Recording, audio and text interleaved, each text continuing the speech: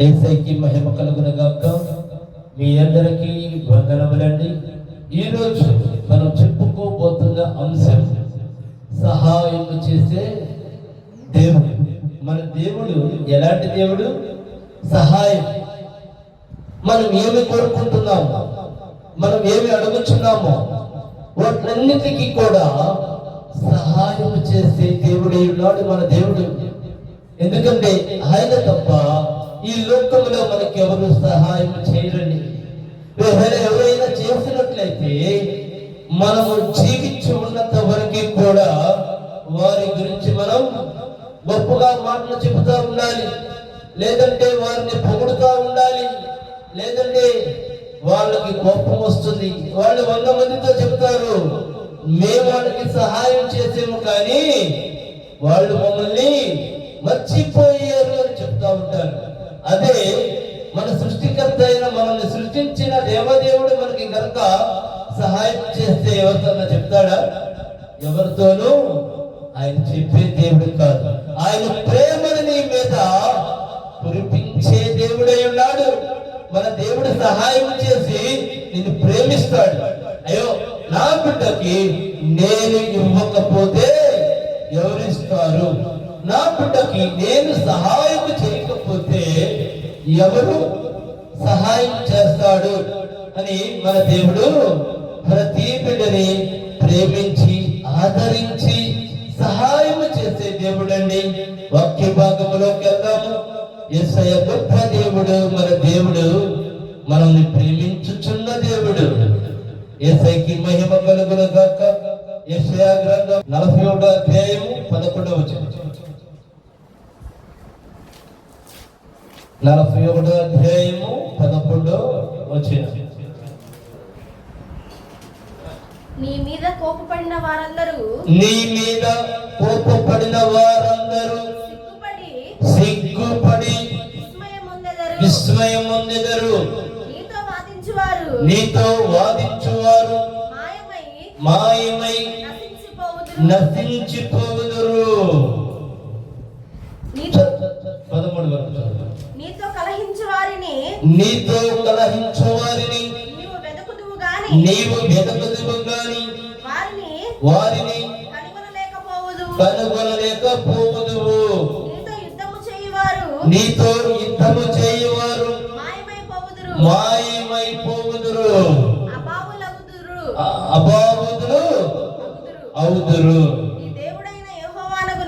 నీ దేవుడైన యెహోవానగు నేను భయపడకుము, నేను నీకు సహాయం చేసేదనని చెప్పుచు నీ కుడి చేతిని పట్టుకొనుచున్నాడు. చూడండి ఎలాంటి దేవుడు మన దేవుడు? సహాయం చేసే దేవుడు. అయితే మరొకసారి చదువమ్మా 11 దగ్గర నుంచి. నీ మీద కోపపడిన వారందరూ సిగ్గుపడి. చాలమ్మా. చూడండి మన మీద కోపపడిన వారందరూ ఏమంటున్నాడు? ఏమి చెప్పొచ్చుంది వాక్యము? మన మీద కోపపడ్డ వారంతా కూడా సిగ్గుపడి విస్మయం పొందెదరు. అసలు చూడండి మన మీద కోపపడతారు. మన మీద కోపపడటానికి ఎవరు కారణం? మన శత్రువులు. దేనికంటే ఒక మనిషి అభివృద్ధి చెందుతుంటే చూసి తట్టుకోలేరు. వారు మన మీద కోపపడతారు మనం అభివృద్ధి చెందడాన్ని చూసి. అందుకే ఇంకోసారి చదవమ్మా. నీ మీద కోపపడిన వారందరూ సిగ్గుపడి విస్మయం నొందెదరు. నీతో వాదించువారు మాయమై. చూడండి మనతో పొందాక ఏ కారణం లేకుండా ఏమి లేకుండా మన మీద కాలును ముందు మనల్ని వాదిస్తూ ఉన్నవారు ఏమైపోతారని మాయమైపోతారంట. అయితే మనం ఏమి చేయవలసిన అవసరం లేదు. వారు కాలు దువ్వారని నువ్వు కాలు దువ్వాల్సిన అవసరం లేదు. వారు తిట్టారని నువ్వు తిట్టాల్సిన అవసరం లేదు. వారు కొట్టారని నువ్వు కొట్టాల్సిన అవసరం లేదండి. కారణం ఏమిటో తెలుసా? నువ్వు చేయవలసిన పని మాత్రం ఒకటి ఉంది. ఏమిటో తెలుసా పని? నువ్వు మౌనముగా దైవ సన్నిధానములో దేవుని ఎదుట మోకరించి ప్రార్థన చేయి. నీ బాధ ఏమైనా, నీ కష్టం ఏమైనా, నీ ఇబ్బంది ఏమైనా, నువ్వు చేయవలసిన పని మౌనముగా యేసయ్య వైపు చూసి ప్రార్థన చేసినట్లయితే దేవుడు ఎన్ని చేస్తాడని వాక్యంలో వ్రాయబడి ఉంది. ఏమి చేస్తాడు దేవుడు? నువ్వు చేయవలసినది నువ్వు చేస్తే ఆయన ఏం చేస్తా అంటున్నాడు? మనతో చెప్పుచున్నాడు, నువ్వేమీ భయపడకు, నీకు సహాయం చేసేవాడును నేను. కాబట్టి నీ శత్రువు మీద పగ నువ్వు తీర్చుకోవచ్చు. నీ శత్రువుకి ఏం చేయాలో నాకు తెలుసు కదా. నువ్వెందుకు? నిన్ను తిట్టారా? ఆ తిట్టని. నిన్ను కొట్టారా? ఆ కొట్టని. నిన్ను అనేకముగా నీ మీద లేనిపోయిన ఆరోపణలు చేస్తున్నారా? చెయ్యి. అవన్నీ నేను చూస్తున్నాను. నువ్వు చూస్తలేదనుకుంటున్నావేమో, అవన్నీ కూడా నేను చూస్తున్నాను. నీ మీద ఏం జరుగుతుంది, నీ మీద ఏమి మాట్లాడుకుంటున్నారు, నన్ను ఏ విధంగా దూషిస్తున్నారు, అవన్నీ కూడా నేను వింటున్నాను అని ఎప్పుడు అంటాడో తెలుసా? నువ్వు ప్రభు సన్నిధానానికి రావాలి, నువ్వు మోకరించాలి, నువ్వు ప్రార్థన చేయాలి. యేసయ్యా నా ఆధారం నీవే అని నువ్వు ప్రార్థన చేయి. యేసయ్యా నాకు నీవు తప్ప నాకెవరూ లేరు అని నువ్వు ప్రార్థన చేయి. యేసయ్యా నా సమస్తము నా సర్వము నీవే అని నువ్వు ప్రార్థన చేయి. అప్పుడు యేసయ్యా వాక్యములో ఉన్నట్లుగా ఆయన లేఖనాలని నెరవేరుస్తాడు. ఇంకొకసారి చదువమ్మా. నీ మీద కోపపడిన వారందరూ సిగ్గుపడి విస్మయం నొందెదరు. నీతో వాదించువారు మాయమై. చూడండి ఏమంటున్నాడు? నువ్వైతే చేయగలుగుతావా? మాయమై నశించేటట్లు నువ్వు చేయగలుగుతావా? నువ్వు చేయలేవు. నువ్వు చేయవలసిన పని ఏమనగా ప్రభు సన్నిధానంలో మోకరించి ప్రార్థన చేస్తే ఏమంటున్నాడు? నీతో వాదించువారందరూ మాయమై నశించిపోవుదురు. నీతో కలహించు వారిని నీవు వెతకదువు గాని వారిని నీవు కనుగొనలేవు. చూడండి, అసలు దేవుడు యేసయ్య మనతో ఉన్నాడు అని మాట్లాడుచున్నాడు. నువ్వేమీ చేయవద్దు, అసలు నువ్వు మౌనంగా ఉండు. ఏం చేయాలో నేను చేస్తానని యేసయ్య వాక్యం రూపంలో మనతో మాట్లాడుతున్నాడండి. వాక్యం మాట్లాడుతుందండి. దేవుడు మాట్లాడుతున్నాడు. అందుకే శ్రద్ధగా వినండి. మీరు ఎవరితో గొడవలు పడవద్దు. మీరు ఎవరు కూడా చాలా మంది అనుకుంటా ఉంటారు, నేను ఏ పాపం ఎరగను, అన్యాయగ్రంథముగా నా మీదకి వస్తున్నారు. అలాంటప్పుడు మీరు చేయవలసిన పని ఏమిటో తెలుసా? ఈ రిఫరెన్స్ మీరు ఎత్తిపట్టి ప్రార్థన చేయండి. యేసయ్యా నువ్వు ఈ విధంగా వాగ్దానం ఇచ్చేవద్దండి నాయనా.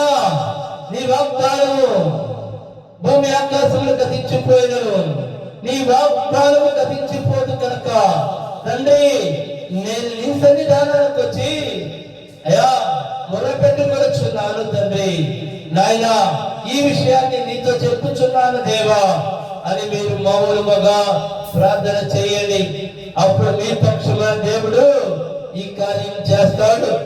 ఇంకా ముందుకెళ్ళమ్మా. నీతో యుద్ధము చేయువారు ఏమంటున్నాడండి? మనతో యుద్ధం చేసేవాళ్ళు ఏమైపోతారు? మాయమైపోతారు. మన మీద అన్యాయగ్రంథముగా యుద్ధం చేస్తున్నారు. మన మీద అన్యాయంగా కక్ష పెంచుకున్నారు.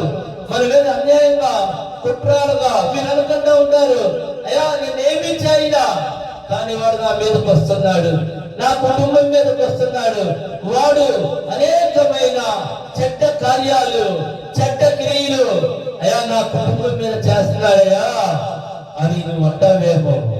నువ్వు ఆ మాట అనాల్సిన అవసరం లేదు. వాడు ఏం చేస్తున్నాడు యేసయ్య చూచుచున్నాడు. నువ్వేం చేయాలంటే మౌనముగా ప్రార్థన చెయ్యి. నీ మీద యుద్ధానికి వచ్చినాడు ఏమవుతాడు అంటున్నాడు? మాయమైపోతాడంట. ఏమవుతాడు? ఇక మనిషిగా ఉండడు, మాయమైపోతాడు. అర్థమైందండి? ఇక మనిషిగా జీవిస్తానికి చరిత్ర లేదు. దేనికో తెలుసా? నువ్వు ప్రభు ఒక బిడ్డవి. నీ మొర ఎక్కడ? నీ మొర ఎవరు ఆలకించారో తెలుసా?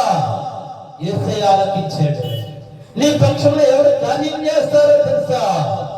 యేసయ్య కార్యం చేస్తాడు. మనం ఏం చేయాలి? ప్రార్థన చేయాలి. మన చేతిలో ఉన్న ఆయుధం ఏమనగా ప్రార్థన. మన చేతిలో ఉన్న పరిశుద్ధ గ్రంథము మన చేతిలో ఉండగా ఏ కీడు, ఏ ఇబ్బంది, ఏ బాధ నిన్నేమి చేయలేదు. నీ జోలికి వస్తే, నీతో యుద్ధం చేస్తే వాడు మాయమైపోతాడని వాక్యము మాట్లాడుచుందండి, చూటిగా మాట్లాడుచుంది. అందుకే నువ్వు చేయవలసిందల్లా ఒకటే, మౌనముగా ప్రార్థన చేయి. కార్యాలు యేసయ్య చేస్తాడు. ఇక చదువమ్మా ముందుకెళ్ళు. నీ దేవుడినైనా నీ దేవుడినైనా యెహోవానగు నేను భయపడకము నేను నీకు సహాయము చేసేదని ఎవరంటున్నారండి? సాక్షాత్తు సర్వ సృష్టికర్త అయిన యెహోవా దేవుడు నీతో మాట్లాడుచున్నాడు వాక్యం రూపములో. నువ్వు ఏ మాత్రము కూడా భయపడవద్దు. నీ చేయి పట్టుకుని నీకు వాగ్దానం ఇచ్చుచున్నాడు. నువ్వేమీ భయపడవద్దు. భయపడకము నేను నీకు సహాయం చేసేదని. చూడండి ఎవరితో మాట్లాడుచున్నాడు? దేవుడు మానవులతో మాట్లాడుచున్నాడు, నీతిమంతులతో మాట్లాడుచున్నాడు, ప్రార్థన చేసే వారితో మాట్లాడుచున్నాడు, దేవుడు సహాయం కోరే వారితో మాట్లాడుచున్నాడు. భయపడకము నేను నీకు సహాయం చేసేదను. ఎవరంటున్నారు ఈ మాట? నువ్వు నేనంటల్లా. బైబిల్లో వ్రాయబడి ఉంది. వాక్యములుగా దేవుడే ఉన్నాడు, దేవుడే మాట్లాడుచున్నాడు. చదవమ్మా. భయపడకము నేను నీ దేవుడనై ఉన్నాను. ఏమంటున్నాడు? నీ దేవుడినే నేనున్నానయ్యా, సర్వ సృష్టికర్తనే నేనున్నాను. నువ్వెందుకు భయపడతావు? నీకు నేనున్నాను కదా.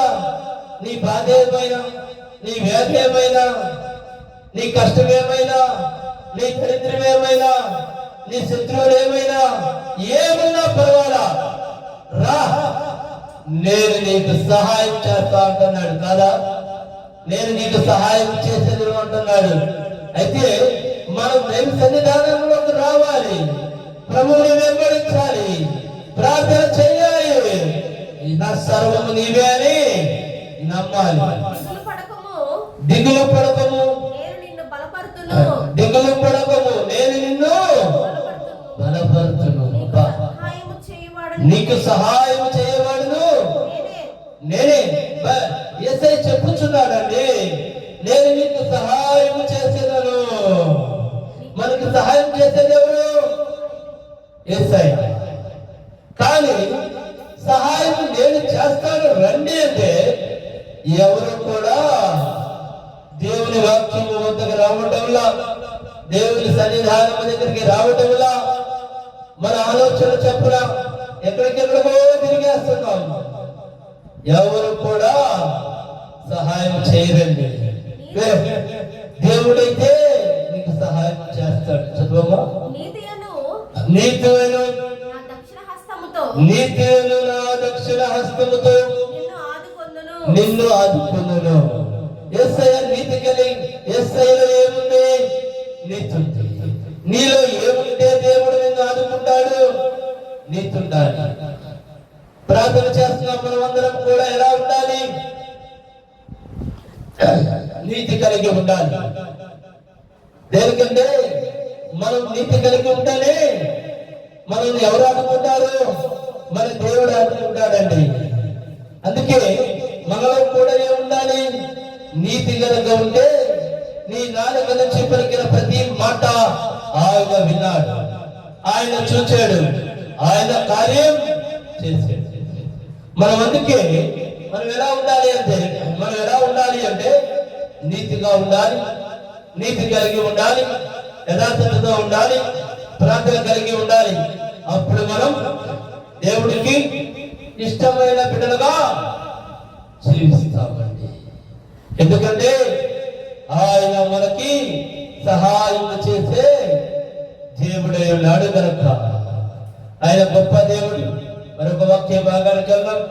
94వ కీర్తన 17 నుండి 19 వరకు. యెహోవా నాకు సహాయము చేసి ఉండని ఎడల, యెహోవా నాకు సహాయం చేసి ఉండని ఎడల నా ప్రాణము శీఘ్రముగా మౌనమందు నివసించి ఉండును. నా కాలు జారనని నేను అనుకొనగా యెహోవా నీ కృప నన్ను బలపరచుచున్నది. నా అంతరంగమందు విచారములు హెచ్చగా నీ గొప్ప ఆదరణ నా ప్రాణమునకు నెమ్మది కలుగజేయుచున్నది. 19 వరకు అయిపోయిందా? మనం చదవమ్మా. 17. యెహోవా నాకు సహాయము చేసి ఉండని ఎడల నా ప్రాణము శీఘ్రముగా మౌనమందు నివసించి ఉండను. చూడండి, అంటే దానికి అర్థం ఏంటి? దేవుడు కనుక సహాయం చేయకపోతే మరణించి ఉండేవాడిని అని అర్థం అండి. శీఘ్రముగా మౌనమందు ఉండను అంటే ఏమిటి? జీవము లేకపోతే, ఈ ప్రాణము లేకపోతే ఏమవుతుంది ఈ దేహం? చెప్పండి. మౌనమే కదా, మాట్లాడుతుందా? కదులుతుందా? అందుకే దేవుని వాక్యం ఇలా వ్రాయబడి ఉంది. మనం ఎలా ఉండాలి అని వాక్యం ఎప్పటికప్పుడు మనల్ని ఎలా చేస్తుందంటే, నిద్రపోయే వారిని కనుక లేపుతున్నట్లుగా వాక్యము మనల్ని జీవము కలిగి ఉండండి, ధైర్యము కలిగి ఉండండి, నేను ఉన్నాను అని మనల్ని వెన్ను తట్టి చెబుతా ఉంటుందండి వాక్యం. అందుకే మనందరం కూడా వాక్యం చదివే వారిగా ఉండాలి. ఈ లోకంలో ధనం ఉన్నా లేకపోయినా మనలో ఏముండాలి? మొట్టమొదటిగా నీతి ఉండాలి, రెండోదిగా యేసయ్య పట్ల పరిపూర్ణ విశ్వాసం ఉండాలి, మూడోదిగా నీ యొక్క పూర్ణ హృదయాన్ని యేసయ్యకి ఇవ్వాలి. ఈ మూడు ఉంటే చాలు. మనిషి ఎక్కడికి పోయినా సరే దేవుని కృప మనతో ఉంటుంది. మనం చదవమా. యెహోవా నాకు సహాయము చేసి ఉండని ఎడల నా ప్రాణము శీఘ్రముగా మౌనమందు నివసించి ఉండెను. నా కాలు జారనని నేను అనుకొనగా యెహోవా నీ కృప నన్ను బలపరచుచున్నది. నా అంతరంగమందు విచారము హెచ్చగా నీ గొప్ప ఆదరణ నా ప్రాణమునకు నెమ్మది కలుగజేయుచున్నది. చూడండి, అసలు ప్రతి ఒక్క బైబిల్లో ఉన్న ప్రతి ఒక్క వాక్యము మానవుడి యొక్క జీవితాన్ని కదిలింపజేస్తుందండి. ఏదో దయచేసి మేము బైబిల్ చదివేము, వాక్యం చదివేము అని మీరు అనుకోవద్దండి. దేనికంటే ప్రతి ఒక్క పదం మన జీవితాన్ని మారుస్తుంది. చాలా విశ్వాసంతో చదవండి. ఇంకోసారి చదవమ్మా, లాస్ట్ వచ్చిన నీ గొప్ప ఆదరణ నీ గొప్ప ఆదరణ నా ప్రాణమునకు నెమ్మది కలుగజేయును. చూడండి, ఆయన యొక్క గొప్ప ఆదరణ ఏం కలుగు చేస్తుంది? నా ప్రాణమునకు నెమ్మది కలుగ చేస్తుందండి. చూడండి, చాలా గొప్ప దేవుడు మన దేవుడు. మనం ఎప్పుడైతే ప్రార్థన కలిగి ఉంటామో మన జీవితానికి ఏం కలుగుతుంది? నెమ్మది కలుగుతుంది. ఏమైనా సరే, నువ్వు ఎన్ని కష్టాల్లో ఉన్నా సరే, నువ్వు ఎన్ని బాధల్లో ఉన్నా సరే, నువ్వెన్ని వ్యాధుల్లో ఉన్నా సరే, నువ్వు కనుక ప్రార్థన చేస్తే ఏం కలుగుతుంది? నీకు నెమ్మది కలుగుతుంది. నెమ్మది కలగాలంటే నువ్వేం చేయాలి? ప్రార్థన చేయాలి. ప్రార్థనలోనే ఉండండి నీ జీవితానికి నెమ్మది. ప్రార్థన లేకుండా నువ్వు ఎంత ప్రయత్నపడ్డా శూన్యమే. అందుకే మన జీవితానికి నెమ్మది కలగాలంటే ఏం చేయాలి? మనం ప్రార్థన చేయాలి, దైవ సన్నిధానంలోకి రావాలి. ఇంకా ముందుకెళ్ళము. అందుకే దేవుడు ఎప్పుడు కూడా మనము ప్రార్థనలో ఉండాలని యేసయ్య మనల్ని కోరుకుంటూ ఉంటాడు. మరొక వాక్య భాగానికి వెళ్దాం. 18వ కీర్తన 29వ వచనం. 18వ కీర్తన 29వ వచనం. నీ సహాయము వలన నీ సహాయము వలన నేను సైన్యమును జయింతును. నీ సహాయము వలన నేను సైన్యమును జయింతును. నా దేవుని సహాయము వలన నా దేవుని సహాయము వలన ప్రాకారమును దాటుదును. ప్రహారములు దాటుదును. చూడండి, మనకి ఎవరి సహాయం కావాలి?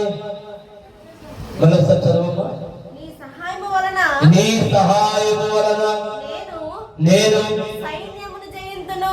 ఎవరు సహాయం ఉంటే అండి? నీ సహాయం వలన నేను సైన్యమును జయించును. అంటే మనకి దేవుడు ఒక్క సహాయం కనుక ఉంటే ఈ లోకంలో ఉన్న కష్టాలు కష్టాలే కాదు, బాధలు బాధలే కాదు, సమస్యలే కాదు, ఇబ్బందులే కాదు. ఎవరు మనతో ఉంటే చదువమ్మ మళ్ళీ. నీ సహాయము వలన నేను సైన్యమును జయించును.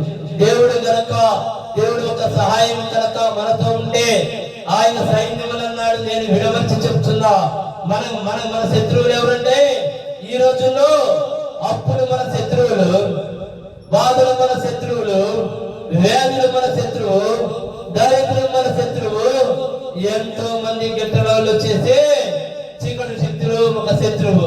ఈ 5 శక్తుల్ని మనం ఎదుర్కోవాలి, వాటితో యుద్ధం చేసి గెలవాలి అంటే మనకి ఎవరు సహాయం కావాలి? చెప్పండి.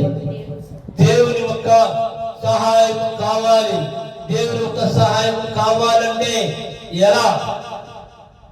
మనము ప్రార్థనలో బలపడాలి, ప్రార్థన చేయాలి. అసలు మనకు తెలియదండి, సమస్తము ప్రార్థనలోనే ఉన్నాయి. దేనికంటే ఈ సృష్టిలో నువ్వు ఏది కోరుకున్నా ప్రార్థన వల్లే సాధ్యం. ఎందుకంటే ప్రార్థనకి అంత శక్తి ఉంది. నువ్వు ఎప్పుడైతే ప్రార్థన చేస్తూ మొదలు పెడతావో దేవుడు నిన్ను అంతగా ప్రేమిస్తూ మొదలు పెడతాడు. అప్పుడు దేవుడికి నువ్వు దగ్గర అవుతావు. దేవుడికి నువ్వు దగ్గర అయ్యకపోతే ఈ సమస్యలు, ఈ బాధలు ఇవన్నీ కూడా నీ నుండి దూరం అవుతాయి. ఎందుకని? ఆయన సహాయం మనకి లభిస్తుంది, ఆయన ప్రేమ మనకి లభిస్తుంది కనుక. అందుకే దేవుడు ఒక సహాయం కోసము ప్రతి ఒక్కరు కూడా ప్రార్థన చేయాలి. ఆయన సహాయం మనకుంటే ఎలా ఉంటుంది?